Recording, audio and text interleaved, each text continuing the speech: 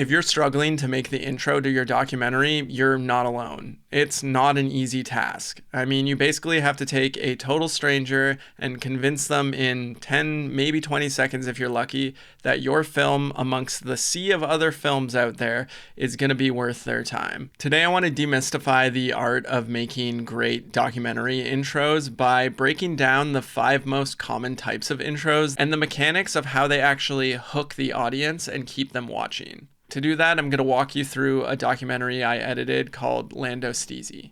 The goal of this video is that by the end of it, you should understand what type of documentary intro would suit your film best and be able to use that framework in a way that will allow you to essentially maximize the impact of your intro. The most captivating documentaries of all time all have one thing in common. They fill our brains to the brim with curiosity. They create questions within the audience that demand answers. And they do so with the following 5 approaches: spectacle, contradiction, stakes, mystery, and character.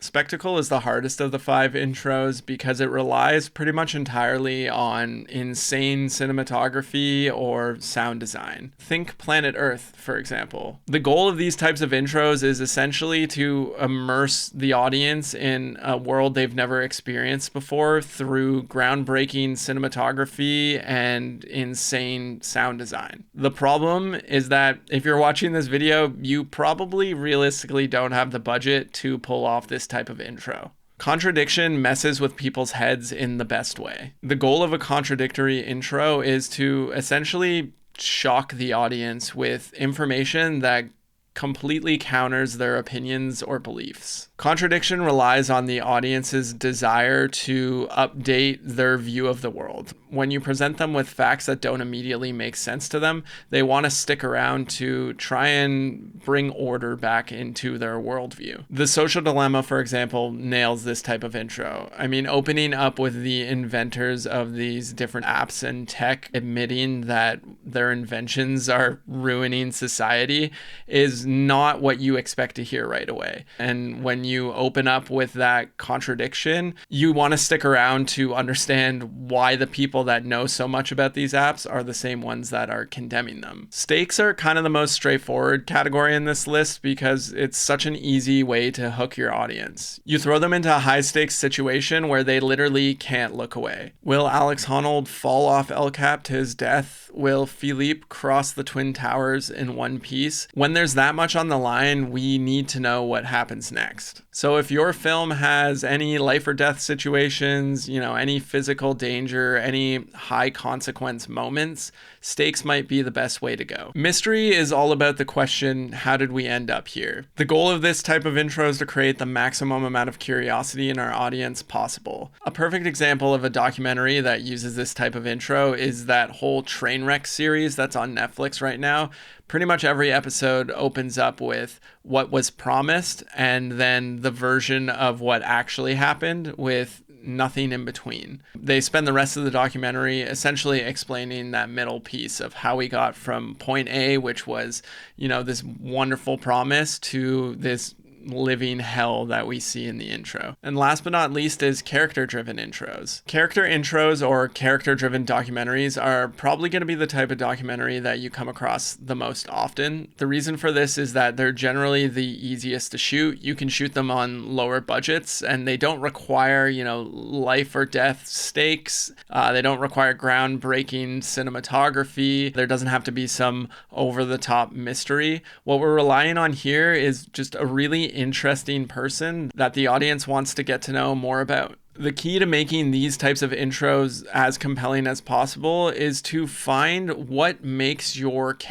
main character, so unique and intriguing that they're unlike anyone else in this world. And then you want to show that side of their personality as soon as you possibly can. Are they quirky and funny? Are they serious? Are they poetic? Are they counterculture and weird? We want to see that right away. Don't ease into it. Don't try and beat around the bush. Just hit the audience over the head with that part of their personality. The intro of almost every documentary fits into one of these 5 buckets. So when you're sitting there staring at your footage, wondering how the hell you're going to start your documentary, All you need to do is look at these 5 categories and figure out which one to lean into most. Once you know that, you have a roadmap for building an intro that actually hooks your audience, which leads me to the most common mistake that people make with intros, and that is information overload. We think we're being helpful by dumping all this information on the audience within the first 30 seconds, because to understand this, you also need to understand this, which relies on this and this. And so before you know it, you just end up having 30 seconds that's just crammed with interview quotes and information, but it doesn't actually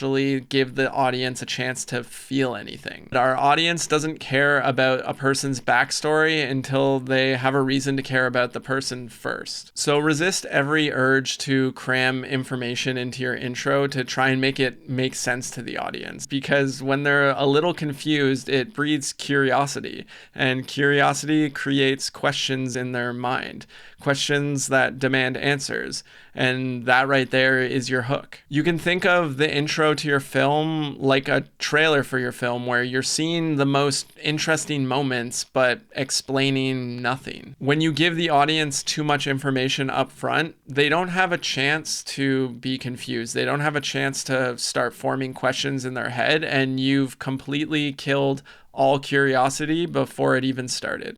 Now that we understand the 5 different categories of intros, I want to show you how this framework applies to real documentaries. And to do that, I'm going to walk you through a documentary I edited called Lando Steezy. So Leo, or Lando, the main character of the film, is a black guy from Manchester in the UK who grew up riding bikes, but always felt a little different in sport that was predominantly white. So the tempting way to open up this documentary would be to start with Leo's backstory. The problem with opening up with his backstory is that it assumes that whoever clicked on this video already cares about Leo and his story, but they don't. So I knew I needed to open up with something that got you on Leo's side, that made you like him, that made you want to root for him immediately. So instead of easing them into Lando's world and his upbringing, I just hit the audience with this. So I was speaking to the mechanic in the shop, and he remembers me saying, "I'm going to be the biggest fat black athlete on a mountain bike. I'm not stopping until it's done." No one clicks on a cycling film to get a lesson in diversity and inclusion. You know, they want to be entertained first and foremost, because in documentary, people don't care about issues. They care about people who are experiencing the issues, and then in turn care about the issues. I knew the moment I got into the editing booth that this wasn't going to be, a spectacle-based intro. We only had 4 days to shoot it, so there wasn't anything groundbreaking in there.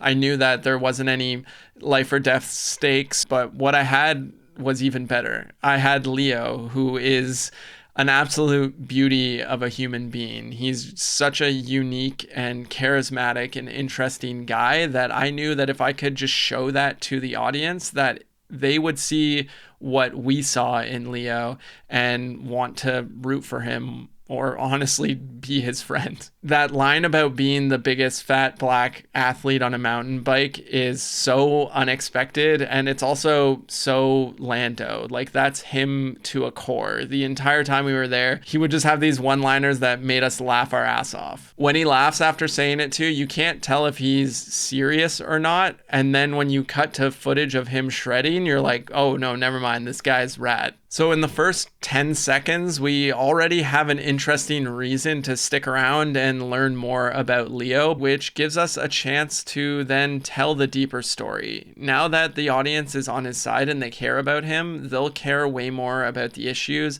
that he's facing and his point of view on diversity in cycling.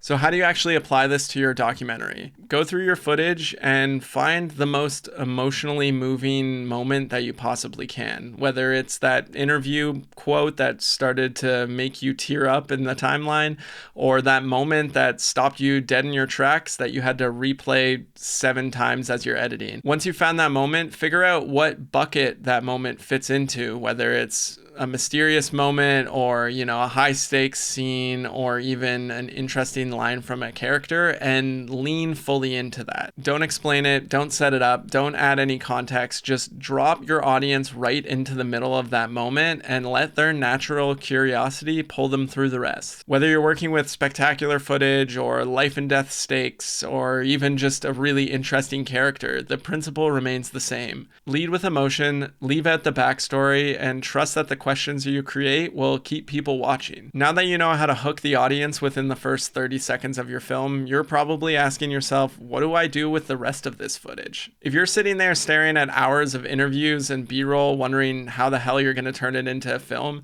check out this video here where I break down the exact technique I use to transform an overwhelming amount of footage into a proper documentary. That's it from me today, guys, and I'll catch you in the next one. Later.